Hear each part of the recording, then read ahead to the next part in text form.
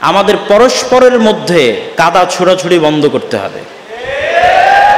কাদা ছোড়াছুড়ি বন্ধ করে, যেমন রাসূল সাল্লাল্লাহু আলাইহি ওয়াসাল্লাম ইহুদি খ্রিস্টানদের বলতেন, তাআলাউ ইলা কালিমাতিন সাওয়াআম বাইনানা ওয়া বাইনাকুম, আসো ওই কথার দিকে যে কথা তোমার এবং আমার মধ্যে এক। ভদ্র ভাষায় দাওয়াত দিতে হবে। আমরা কি মুসা আলাইহিস সালাতু ওয়াস সালামের চাইতে ভালো? আপনারা কি মনে হয় আমরা কি মুসা আলাইহিস সালামের চাইতে ভালো? যেহেতু আমরা নবী না, সেহেতু অবশ্যই মুসা আলাইহিস সালামের চাইতে ভালো নই। আর আমরা যাদের মধ্যে দাওয়াতি কাজ করছি তারা কি ফেরাউনের চাইতে খারাপ? খারাপ না। তাহলে আল্লাহ যদি মুসাকে আদেশ করেন যে তুমি ফেরাউনের সাথে নরম ভাষায় কথা বলবে, তাহলে আমি যখন মানুষের মধ্যে দাওয়াতি কাজ করব তখন আমার ভাষা যদি কর্কশ হয়, তাহলে আমি কি রাসূল সাল্লাল্লাহু আলাইহি ওয়াসাল্লামের সুন্নাতের অনুসরণ করছি? না। আমি মানুষকে তুচ্ছ তাচ্ছিল্য করে দাওয়াত দিতে পারবো না। আল্লাহ সুবহানাহু ওয়া তাআলা নিজেও কোরআন মাজিদে কখনোই মানুষকে তুচ্ছ তাচ্ছিল্য করে দাওয়াত দেননি। ইহুদিদের মতো অভিশপ্ত জাতিকে আল্লাহ কি সম্মান দিয়ে দাওয়াত দিয়ে, আপনি কোরআন খুলে আশ্চর্য হবেন। ইয়া বানি ইসরাঈল আযকুরু নি'মাতি আল্লাতী আন'আমতু আলাইকুম, হে বানু ইসরাইলেরা স্মরণ করো সেই সময়ের কথা, আমি তোমাদেরকে কি মর্যাদা দিয়েছিলাম, কি সম্মান দিয়েছিলাম। তো বানু ইসরাইল নামে ডাকাটাই তো ওকে সম্মান দেওয়া। আবার বলতেছে স্মরণ করো তোমাকে কি সম্মান দিয়েছিলাম, কি নিয়ামত দিয়েছিলাম। আল্লাহ চাইলে তো বলতে পারে যে এই অভিশপ্ত ইহুদিরা, নবীদের হত্যাকারীরা, কিন্তু এটি আল্লাহর দাওয়াতের স্ট্র্যাটেজি নয়। তাহলে আমরা দাওয়াত দিতে গিয়ে যদি আমরা মানুষকে তুচ্ছ তাচ্ছিল্য করে কথা বলি, ছোট ভাষায় কথা বলি, তাহলে এই যে আল্লাহর নেয়ামত যে পরিবেশ বিরাজ করছে, এই পরিবেশটা কি হবে? নষ্ট হবে, এবং আল্লাহ সুবহানাহু ওয়া তাআলা এই নেয়ামত উঠিয়ে নেবেন। তৃতীয় আরেকটি যেটি করণীয়, যে যুবক ভাইয়েরা আজকের অনুষ্ঠান আয়োজন করেছে, এই রকম উপস্থিত বক্তব্য দিয়ে মানুষকে উৎসাহিত করা যায়, মানুষের অন্তরে আগ্রহ তৈরি করা যায়, কিন্তু মানুষকে প্রকৃত অর্থে একাডেমিক জ্ঞান দেওয়া যায় না। একাডেমিক জ্ঞানের জন্য গ্রুপ স্টাডির কোনো বিকল্প নাই, বই ভিত্তিক গ্রুপ স্টাডির কোনো বিকল্প নাই, যে আমরা নির্ধারিত বই নিলাম এবং সেই বইয়ের উপর ধারাবাহিক প্রতি সপ্তাহে আমরা পড়তে থাকব এবং পরস্পরে আলোচনা করতে থাকবো আজকের এটি থেকে আমি কি বুঝতেছি। এটির মাধ্যমে জ্ঞানের ডেভেলপ হয়, জ্ঞানের মাধ্যমে মানুষের পার্সোনালিটিতে পরিবর্তন আসে, আর মানুষের ব্যক্তিত্ব এবং পার্সোনালিটিতে পরিবর্তন আসলেই সমাজে পরিবর্তন আসে। এই যে 5ই আগস্টের এই সুযোগ ইসলামপন্থী দলগুলো কাজে লাগাতে পারেনি, তার সবচেয়ে বড় কারণ হচ্ছে দুটি। এই দুটি কারণ বলে আমার বক্তব্যের শেষের দিকে চলে যাব ইনশাআল্লাহ। যে উপদেশ নাসিহাতগুলো ছাত্র তরুণ সমাজের জন্য, তার মধ্যে এটি অন্যতম এবং গুরুত্বপূর্ণ একটি উপদেশ এবং নাসিহাত। তার 1 নম্বর হচ্ছে দাওয়াতি কাজে পূর্ণাঙ্গ মনোনিবেশ না থাকা, ব্যাপক দাওয়াতি কাজ না থাকা। 2 নম্বর হচ্ছে শক্তিশালী প্রতিষ্ঠান না থাকা। শক্তিশালী প্রতিষ্ঠান বলতে কি বুঝায়? আমরা সবসময় এইরকম বাহ্যিক সম্মেলন, সমাবেশ, তাকবীর, মিছিল, মিটিং, তারা কিছু ঘটিয়ে ফেলে, আমরা রিয়্যাক্ট করি। আমরা দীর্ঘমেয়াদী পরিকল্পনা করে কোনো অ্যাকশনে যেতে পারি না। তারা অ্যাকশন নেয়, আমরা রিয়াকশন দিই। এইভাবেই কিন্তু গত 100 বছর থেকে মুসলমানদের সময় পার হয়ে আসতেছে। তো শক্তিশালী প্রতিষ্ঠান নাই বলতে কি বুঝায়? যেমন আর্মি একটি শক্তিশালী প্রতিষ্ঠান। যখন সরকার গত 15 বছর ছিল তখনও আর্মির কাছে ক্ষমতা ছিল। যখন রাষ্ট্র অকেজো তখন আরও বেশি ক্ষমতা আর্মির হাতে। এরকম আরও অসংখ্য প্রতিষ্ঠান আছে, প্রথম আলোর মতো, ডেইলি স্টারের মতো, ব্রাকের মতো, মানবাধিকার সংস্থা অধিকারের মতো, যারা গত 15 বছরও তাদের কাছে ক্ষমতা ছিল, এখন তাদের কাছে ক্ষমতা আরও বেশি। এই রকম শক্তিশালী প্রতিষ্ঠান যেগুলোকে বলা হয় ডিপ স্টেট, রাষ্ট্র যখন অকার্যকর হয় তখন যাদের হাতে রাষ্ট্র চলে যায়, এরকম শক্তিশালী কোনো প্রতিষ্ঠান মুসলমানদের প্রতিনিধিত্ব করবে মুসলিম দেশেও নাই। তাহলে ইসলামী দল, ইসলামী সংগঠন, আলেম ওলামা, যুবক, ছাত্র সমাজ, তাদের চেষ্টা করা উচিত এরকম শক্তিশালী প্রতিষ্ঠান তৈরি করার।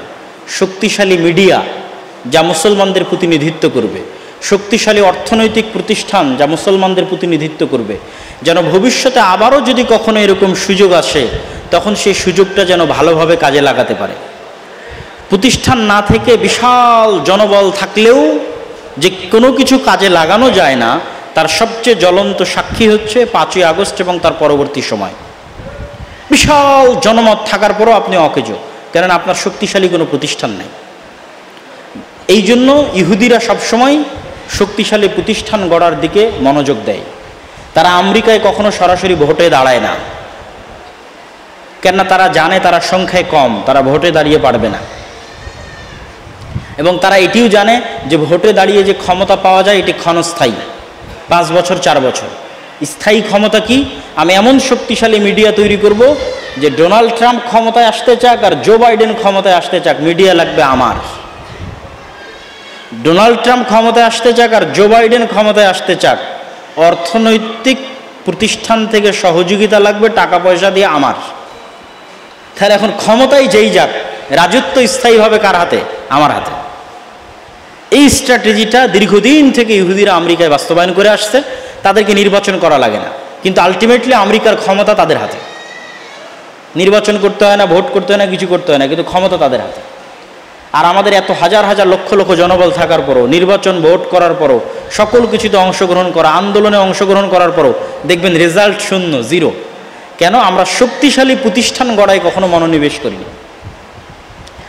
আর শেষ উপদেশ এবং নাসিহা ছাত্র সমাজের জন্য এবং যত দিনী ভাই, আলেম ওলামা, মাদ্রাসার ছাত্র শিক্ষক যারা যেখান থেকে উপস্থিত হয়েছেন তাদের জন্য এই কথাটা আমি প্রত্যেক বক্তব্যের মধ্যেই বলে এসেছি, সেটি হচ্ছে সত্যবাদিতা এবং ন্যায়পরায়ণতা। আমরা সালাত দিয়ে জান্নাতে যেতে পারবো, আমরা সিয়াম দিয়ে জান্নাতে যেতে পারবো ইনশাআল্লাহ, কিন্তু সালাত এবং সিয়াম থাকার পরে যদি আমাদের মধ্যে মিথ্যা থাকে, অন্যায় থাকে, তাহলে আমরা রাষ্ট্র ক্ষমতা আল্লাহ আমাদেরকে দিবে না। ক্ষমা চেয়ে নিয়ে জান্নাত দিয়ে দিতে পারে, কিন্তু আমি রাষ্ট্র ক্ষমতা পাওয়ার অযোগ্য হিসেবে বিবেচিত আল্লাহর দরবারে। তাহলে আপনার কাছে ছোট্ট মাদ্রাসা আছে, ছোট্ট মসজিদ আছে, আপনি একটা ইসলামী দল চালান, ফাউন্ডেশন চালান, সংস্থা চালান, সেখানে শতভাগ ন্যায়পরায়ণতা প্রতিষ্ঠা করেন, শতভাগ সত্যবাদিতা প্রতিষ্ঠা করেন। দেখবেন বেশিরভাগ ইসলামী দলে তারাই পদ পেয়ে বসে আছে যারা আমির বা নেতার চামচামি করতে পারে, আর যে যোগ্য কর্মী তার মূল্যায়ন নাই। তার মানে আপনি আপনার দলে ন্যায়পরায়ণতা প্রতিষ্ঠা করতে পারেননি, মানে আল্লাহ আপনার নাম, আল্লাহ রাষ্ট্র ক্ষমতা দিবে এরকম ব্যক্তিদের কাছ থেকে কেটে দিয়েছে। তবে জান্নাতে যেতে পারেন মানুষের কাছে ক্ষমা নিয়ে, আল্লাহ সুবহানাহু ওয়া তাআলার ইবাদত করে আল্লাহর কাছে ক্ষমা নিয়ে, কিন্তু রাষ্ট্র ক্ষমতা পাওয়ার অযোগ্য। আপনি আপনার মাদ্রাসায় ন্যায়পরায়ণতা এবং সত্যবাদিতা প্রতিষ্ঠা করতে পারেননি, মানে আল্লাহ সুবহানাহু ওয়া তাআলা আপনাকে রাষ্ট্র ক্ষমতা দিবেন না। আর 190 বছরের কলোনিয়াল ও উপনিবেশিক ব্রিটিশ শাসনের যে গোলামি, এই গোলামির যে মাইন্ড সেট আপ আমাদের রক্ত এবং আমাদের মনস্তাত্ত্বিক জগতে আমরা বহন করে বেড়াই আমাদের অজান্তে। 15 বছরে নাকি আপনাদের নিঃশ্বাস বন্ধ হয়ে এসেছে, তাহলে কল্পনা করেন 190 বছর কতদিন। তাহলে 190 বছর আমাদের বাপদাদা পূর্বপুরুষরা ব্রিটিশদের গোলামি করেছে। ফলত কি পরিমাণ আমাদের জেনেটিকের মধ্যে, রক্ত মাংসের মধ্যে গোলামি থাকতে পারে আমাদের অজান্তেই, তা কল্পনা করতে পারবেন না।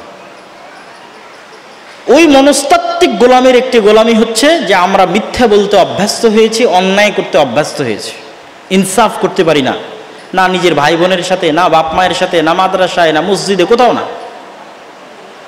আপনি যদি জলেশ্বরী তলায় থাকা আপনার একটি বাপের জমিতে পুরোটাই আপনি নিয়ে নিলেন, আর ওই দূরে গ্রামের জমিতে আপনার বোনকে ভাগ দিলেন, জলেশ্বরী তলায় দিলেন না, তাহলে আপনি ইনসাফ করলেন না। আপনার মধ্যে ন্যায়পরায়ণতা নাই। যেই দুটি গুণ আমাদের নবীর মধ্যে জন্মগত ছিল, সকল নবীর মধ্যে জন্মগত ছিল, এই দুটো গুণ না থাকার কারণে আমরা নেতৃত্বে যেতে পারছি না। আমি বলছি না যে আমি জান্নাতে যেতে পারবো না, আমার বোন যদি আমাকে ক্ষমা করে দেয় আল্লাহ আমাকে জান্নাত দিতেও পারে, কিন্তু এই আচরণের কারণে আল্লাহ আমাকে কি দিবেন না? নেতৃত্ব দিবেন না। আল্লাহ আমাকে নেতা বানাবেন না, গোলাম বানাবেন। এটি হচ্ছে গোলামির মেন্টালিটি। এরকম আরও অসংখ্য চাল চরিত্র আমরা 190 বছরের কলোনিয়াল সিস্টেম থেকে বহন করি আমাদের নিজেদের অজান্তে। এই জন্য আমাদেরকে সত্যবাদিতা, ন্যায়পরায়ণতা প্রতিষ্ঠা করতে হবে এবং গোলামির মানসিকতা থেকে বের হয়ে আমাদের দিন, আমাদের ধর্ম, আমাদের রাসূল এবং রাসূলের সুন্নাতের উপর শতভাগ কনফিডেন্স থাকতে হবে। আপনি দাড়ি রাখবেন না সেটি ভিন্ন কথা, নিজ স্বাধীনতায় যদি না রাখেন, কিন্তু আপনি দাড়ি রাখবেন না এই কারণে যে মানুষ কি বলবে, চাকরি হবে কি হবে না, সমাজে কি বলবে, বাপ মায়ে কি বলবে, বন্ধু বান্ধবে কি বলবে, তাহলে এটি হচ্ছে কলোনিয়াল মাইন্ড সেট আপ। 190 বছরের গোলামির চিহ্ন বহন করে বেড়াচ্ছেন আপনি আপনার অজান্তে। এটির থেকে পৃথিবীর বহু জাতি মুক্ত হয়ে গেছে। আপনি ফ্রান্স, ইতালি, স্পেন, ইউরোপ ভ্রমণ করে আসেন। আমি রাজশাহী বিশ্ববিদ্যালয়ের এক বক্তব্যে এই পয়েন্টের উপর বিস্তারিত আলোচনা করেছি যে কলোনিয়াল মাইন্ড সেট আপের প্রভাব আমরা কিভাবে বহন করে বেড়াচ্ছি। আজকে শুধু আপনাদের এখানে উপদেশ এবং নাসিহা হিসেবে টাচ দিয়ে যাচ্ছে। ঠিক আপনি পর্দা করতে চাচ্ছেন না, আপনার স্বাধীনতায় যদি না করেন ভিন্ন কথা, মানুষ কি বলবে, চাকরি হবে কিনা, স্যারে কি বলবে, তাহলে আপনি হচ্ছে কলোনিয়াল মাইন্ড সেট আপ বহন করতেছেন, গোলামির চিহ্ন বহন করতেছেন। এবং আমাদের রাষ্ট্রের মধ্যে ইসলাম বিদ্বেষের কাঠামো গভীরে স্থাপন করা আছে। রাষ্ট্রের কাঠামোর মধ্যে ইসলাম বিদ্বেষ আছে। রাষ্ট্র আপনার মাথায় টুপি দেখলে আপনাকে অন্যরকম ভাবে, রাষ্ট্র আপনার মুখে দাড়ি দেখলে অন্যরকম ভাবে, আপনার মাথায় হিজাব দেখলে আপনাকে অন্যরকম ভাবে। তার মানে রাষ্ট্রের কাঠামোর মধ্যে ইসলাম বিদ্বেষ ঢুকে গেছে। এটিও ওই কারণে যে আমরা 190 বছর ব্রিটিশ দ্বারা শাসিত ছিলাম, আমাদের সিস্টেম থেকে গেছে, সিস্টেম চেঞ্জ হয়নি। বিচার বিভাগে আইন কাদের? ওদের। আর্মি যে লয়ের ওপর চলে, এই ল, এই আর্মি পাকিস্তান আর্মির খণ্ডিত অংশ, পাকিস্তান আর্মি ইন্ডিয়ান আর্মির খণ্ডিত অংশ, ইন্ডিয়ান আর্মি ব্রিটিশ আর্মির খণ্ডিত অংশ, বাংলাদেশ বিচার বিভাগ পাকিস্তান বিচার বিভাগের খণ্ডিত অংশ, পাকিস্তান বিচার ইন্ডিয়ান বিচার বিভাগ, ইন্ডিয়ান বিচার ব্রিটিশ বিচার বিভাগের খণ্ডিত অংশ। ওই ধারা, ওই উপধারার উপর, ওই সিস্টেমের উপরই আমাদের এই সিস্টেম এখন পর্যন্ত অব্যাহত আছে। ফলত আমাদের রাষ্ট্রের কাঠামোর মধ্যে ইসলাম বিদ্বেষ থেকে গেছে। এই জন্য এই সিস্টেম যতক্ষণ আমূলে পরিবর্তন না হবে ততক্ষণ পর্যন্ত ছাত্র জনতার প্রকৃত বিজয় কখনোই অর্জিত হবে না। সম্মানিত উপস্থিতি, সর্বশেষে যে উপদেশ এবং নাসিহাগুলো দিলাম, সেই উপদেশ এবং নাসিহার সামারি হচ্ছে, আমরা এখন যে অবস্থার উপর আছি এটি আল্লাহর নেয়ামত। এই নিয়ামতকে মূল্যায়ন করতে হবে যেন আল্লাহ এটি উঠিয়ে না নেয়।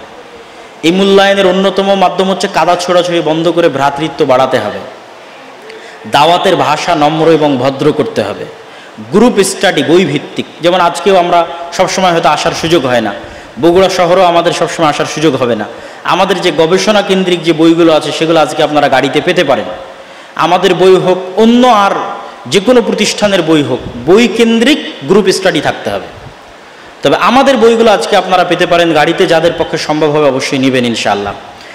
আর তৃতীয়ত যেটি বললাম সেটি হচ্ছে সিস্টেমকে দায়ী করতে হবে এবং কলোনিয়াল গোলামির মাইন্ড সেট আপ থেকে বের হয়ে আসতে হবে। আর সত্যবাদিতা এবং ন্যায়পরায়ণতা প্রতিষ্ঠা করতে হবে ছোট্ট থেকে ছোট্ট প্রতিষ্ঠানে।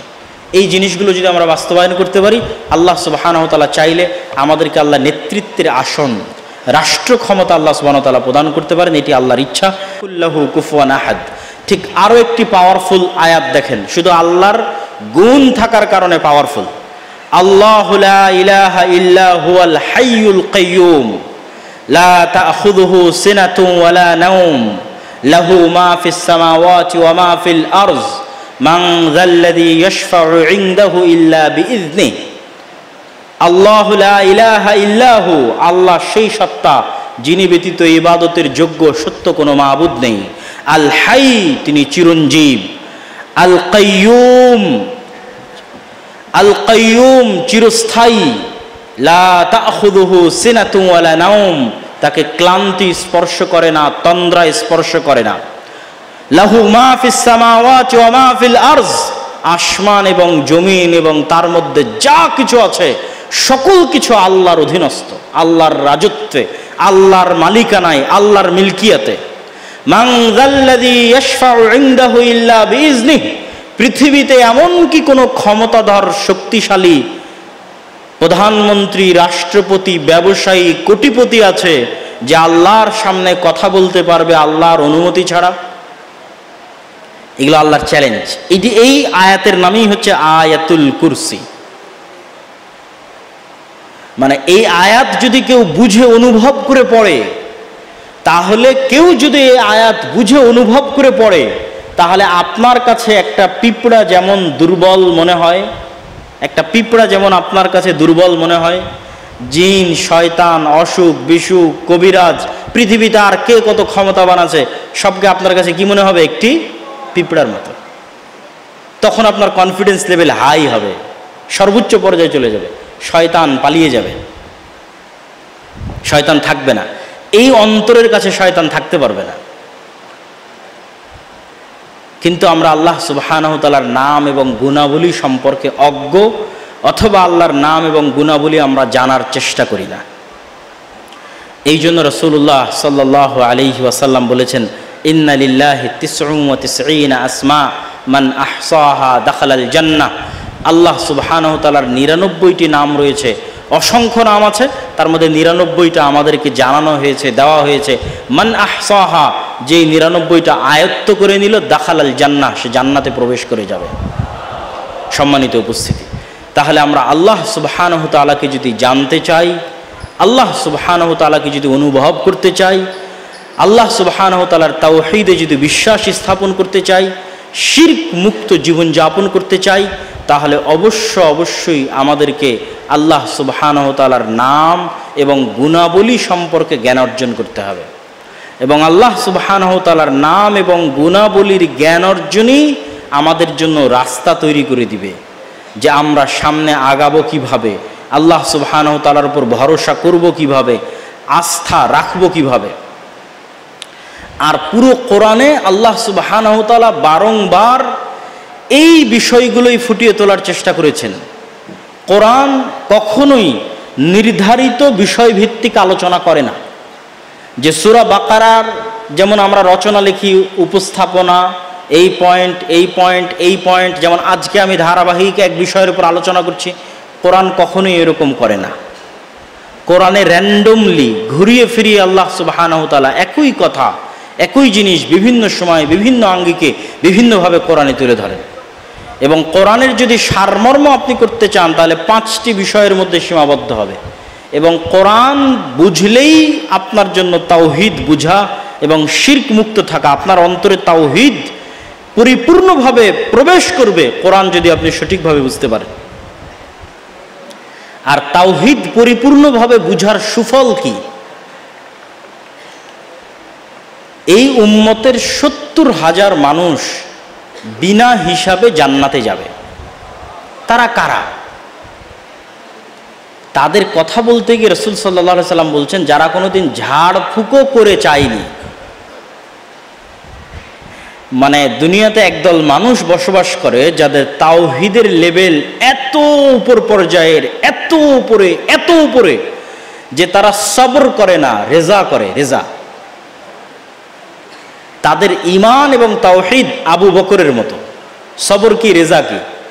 সবর হচ্ছে আমার ছেলে মারা গেল, ফার্স্ট চান্সেই আমার কষ্ট হবে, দুঃখ হবে, চোখ দিয়ে পানি পড়বে, আমি হাই হতাশ করব, আফসোস করব, আধা ঘন্টা পর, 1 ঘন্টা পর, অথবা 1 দিন পর, অথবা 3 দিন পর বলবো, যাক ধৈর্য ধারণ করছি। এটি সবর, এবং এটি খারাপ কিছু নয়, ভালো, এটিরও আল্লাহ সুবহানাহু ওয়া তাআলা প্রশংসা করেছে। আর রেজা কি? তার অন্তরে আল্লাহর প্রতি বিশ্বাস এবং আল্লাহর প্রতি তাওহীদ এত উপরে যে যখন সে শুনছে যে তার সন্তান মারা গেছে, তখন সে সেটিকে আল্লাহর ফায়সালা মনে করে এটির উপরে সন্তুষ্ট হয়ে যায়। স্বাভাবিক একজন মানুষের ওই পর্যায়ে ওঠা অনেক কঠিন। তো ওই যে 70,000 মানুষ যারা বিনা হিসাবে জান্নাতে যাবে, এদের পুরো হৃদয়টাই হচ্ছে তাওহীদ। মানে এদের অন্তরে 100% তাওহীদ আছে, যেমন তাওহীদ ছিল ইব্রাহিম আলাইহিস সালাতু ওয়াস সালামের অন্তরে। আর আমাদের অন্তরে 100% তাওহীদ এখনো জায়গা করে নিতে পারেনি। এটা কঠিন মানুষের জন্য। যার অন্তরে 100% তাওহীদ আছে, সে হুজুরের কাছেও দোয়া চাইবে না যে আপনি আমার সন্তানের জন্য দোয়া করে দেন। দোয়া চাওয়া ভালো জিনিস, আরেকজনের কাছে ঝাড়ফুঁক করে নেওয়া ভালো। ওখানে যে গুণাবলীগুলো বলা আছে, এই গুণাবলীগুলো হারাম নয়, মানুষ করতে পারে, কিন্তু যিনি সর্বোচ্চ পর্যায়ের তাওহীদে বিশ্বাসী, তিনি এগুলো করে না। মানে তার স্বভাবের মধ্যে নেই, আপনি নিজে থেকে জোর করে নিয়ে আসবেন বিষয়টা এমন না, কিন্তু তার সাথে আল্লাহ সুবহানাহু ওয়া তাআলার সম্পর্ক এত গভীর যে তার স্বভাবের মধ্যে এটি অটোমেটিকই নাই। সে আল্লাহ সুবহানাহু ওয়া তাআলার ফরজ আদায় করার পাশাপাশি নফল এবং সুন্নাত এত বেশি পরিমাণে আদায় করতে থাকে যে সে আল্লাহ সুবহানাহু ওয়া তাআলার এত নিকটবর্তী হয়ে যায়, এত নিকটবর্তী হয়ে যায় যে আল্লাহ সুবহানাহু ওয়া তাআলাও তার দরবারে ফেরেশতাদের সামনে তার কথা স্মরণ করে, ফেরেশতাদেরকে তাকে ভালোবাসার জন্য আদেশ প্রদান করে, ফেরেশতারাও আর বাকি ফেরেশতাদেরকে তাকে ভালোবাসার জন্য বলে। আস্তে আস্তে সে আল্লাহর ওয়ালি, আল্লাহ সুবহানাহু ওয়া তাআলার বন্ধু হয়ে যায়। কেমন বন্ধু হয়ে যায়? তার মুখ দিয়ে যদি কোনো কথা বের হয় সেটি পূরণ না করতে আল্লাহ লজ্জা পান। এটি বাস্তবতা। যে যখন ইব্রাহিম আলাইহিস সালাতু ওয়াস সালামের স্ত্রী সারা আলাইহিস সালাতু ওয়াস সালাম আল্লাহর কাছে দোয়া করছে যে আল্লাহুম্মা লা তুসাল্লিত আলাইয়া হাযাল কাফির, আল্লাহুম্মা ইন কুনতা তা'লাম ইন্নী আহসানতু ফারজি, হে আল্লাহ আপনি যদি জেনে থাকেন আমি আমার লজ্জাস্থানের হেফাজত করেছি, তাহলে আজকে এই কাফেরকে আমার উপর বিজয় করিয়েন না। তাহলে সারার কানেকশন আল্লাহ সুবহানাহু ওয়া তাআলার সাথে এত শক্তিশালী যে তার মুখ দিয়ে বের হওয়া কোনো কথা আল্লাহ বাস্তবায়ন করবেন না, এতে কে লজ্জা পায়? আল্লাহ নিজে লজ্জা পায়। এবং এই সমস্ত মানুষদের সাথে পৃথিবীতে যদি কেউ শত্রুতা করে, দুশ্মনী করে, তাহলে ওই ব্যক্তির সাথে কে শত্রুতা করে? আল্লাহ শত্রুতা করে। ওই ব্যক্তির সাথে আল্লাহ যুদ্ধ ঘোষণা করে যে সে আল্লাহর বন্ধুর সাথে শত্রুতা করছে। তো এই জন্য কাম্মিন রজুলিন, কত মানুষ আছে পৃথিবীতে যারা দুনিয়াতে প্রসিদ্ধ কিন্তু আল্লাহর কাছে অপ্রসিদ্ধ, আর কত মানুষ আছে দুনিয়াতে অপ্রসিদ্ধ কিন্তু আল্লাহর কাছে প্রসিদ্ধ।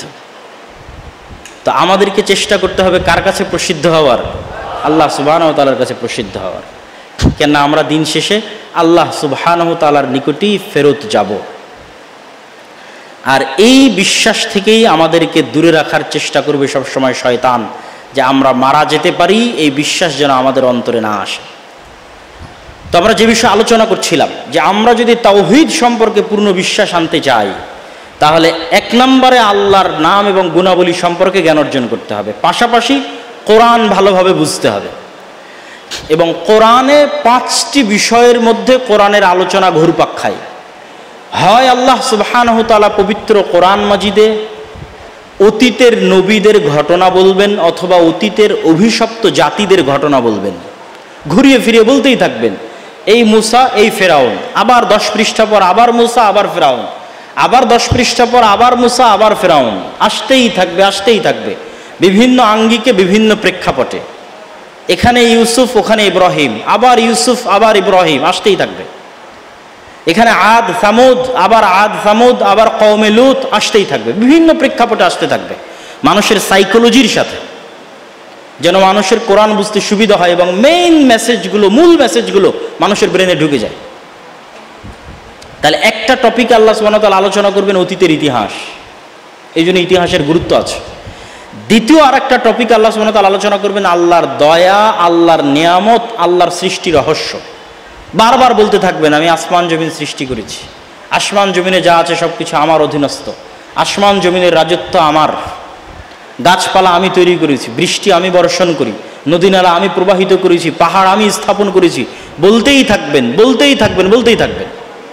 আল্লাহর যত সৃষ্টি রহস্য আছে, নিয়ামত আছে, ঘুরে ফিরে আসতেই থাকবে। 3 নম্বরে আল্লাহ সুবহানাহু ওয়া তাআলা বারবার আলোচনা করতে থাকবেন পরকাল। ইসলামের 2টি মৌলিক বিশ্বাস, এক আল্লাহর প্রতি ঈমান, 2 পরকালে বিশ্বাস। এই জন্য বিস্তারিত বিশ্বাস তো 6টা, কিন্তু যখনই আল্লাহ অথবা আল্লাহর রাসূল সংক্ষিপ্ত করেছে বিশ্বাসকে, তখন 2টার মধ্যে সংক্ষিপ্ত করে দিয়েছে।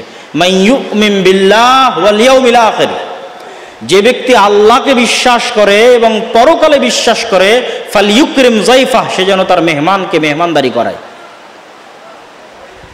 এরকম অসংখ্য হাদিস এবং আয়াতে আল্লাহ এবং আল্লাহ রাসূল সংক্ষিপ্ত করেছেন 2টি বিশ্বাসের উপর, এক আল্লাহর প্রতি ঈমান, 2 পরকালে বিশ্বাস। তাহলে পরকালের বিশ্বাসের কথা কিভাবে আসবে? কিয়ামতের কথা আসবে, জান্নাতের কথা আসবে, জাহান্নামের কথা আসবে, জাহান্নামের ভয়াবহতার কথা আসবে, জান্নাতের অফুরন্ত নিয়ামতের কথা আসবে, আর কিয়ামতের মাঠের ভয়াবহতার কথা আসবে, যেমন সূরা জিলজাল, যেমন সূরা কারিআ, তাহলে এই বিষয়গুলো ঘুরে ফিরে আসতে থাকবে পরকাল। কেন? পরকালে বিশ্বাস ইসলামের একটা মৌলিক বিশ্বাসের অন্তর্ভুক্ত। এই পরকালের প্রতি দৃঢ় বিশ্বাসই আমাদের রাস্তা চলতে সহজ করবে। পরকালের প্রতি দৃঢ় বিশ্বাস না থাকার কারণে আমরা দুনিয়াকে প্রাধান্য দিই এবং পরকালকে বিসর্জন দিই। এই জন্য আল্লাহ সুবহানাহু ওয়া তাআলা কোরআন মাজিদে বারবার বলতে থাকবে যে পরকালে তোমাদের জন্য যা আছে সেটি দুনিয়ার তুলনায় বেশি কল্যাণকর। আল্লাহর নিকটে যা আছে সেটি তোমাদের দুনিয়ার তুলনায় বেশি কল্যাণকর। আর দুনিয়া তোমাদের জন্য খেলতামাশার বস্তু, দুনিয়া তোমাদের জন্য ধোঁকা। লাইবু ওয়া লাহু ওয়ামাল হায়াতুদ দুনিয়া ইল্লা লাইবু ওয়া লাহু। এই পুরো পৃথিবী খেলতামাশা এবং মায়াজাল ছাড়া কিছুই নয়। আর পরকাল দুনিয়ার চাইতে কল্যাণকর। আল্লাহ সুবহানাহু ওয়া তাআলার নিকটে যা আছে সেটি চিরস্থায়ী এবং কল্যাণকর, সেটি হচ্ছে পরকাল। তাহলে এই বিষয়গুলোর মাধ্যমেই আপনার শিরক মুক্ত বিশ্বাস আপনার দৃঢ় হবে, আল্লাহ সুবহানাহু তাআলার সাথে সম্পর্ক আপনার শক্তিশালী হবে, আল্লাহ সুবহানাহু তাআলার সাথে সম্পর্ক আপনার মজবুত হবে।